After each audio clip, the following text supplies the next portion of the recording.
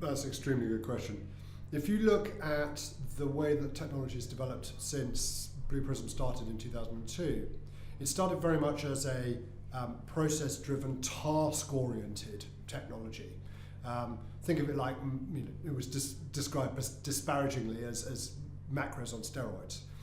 But what we've seen over the last 2 or 3 years is the skills built into the robots becoming more and more intelligent. And I use that word advisedly because RPA still deals with structured data, the rules-based activities that organizations want within their companies.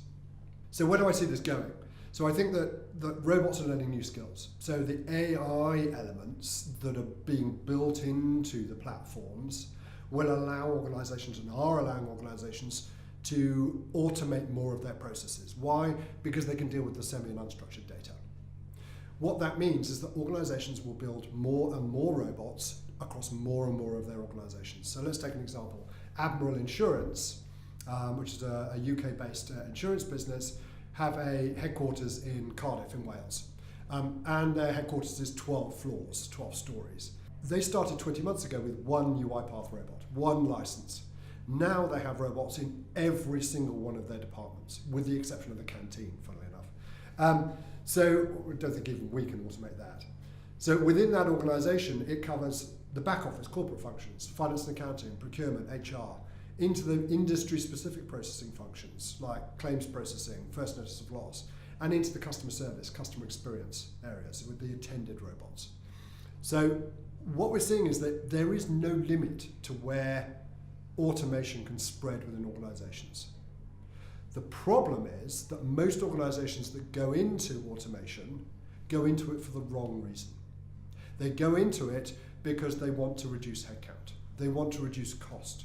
But what they find when they do it is that the value of their people, the value of their human capital is actually much higher than they thought it was. And so they're not getting rid of the people that they've automated the tasks or the processes. What they're doing is moving those people up the value chain because they can. So ultimately, I think we are now moving to a stage where everybody in business will have their own robot to do what I lovingly call the shitty, crappy stuff that no one wants to do, that they have to do their job, and to help them to do the stuff that they do want to do.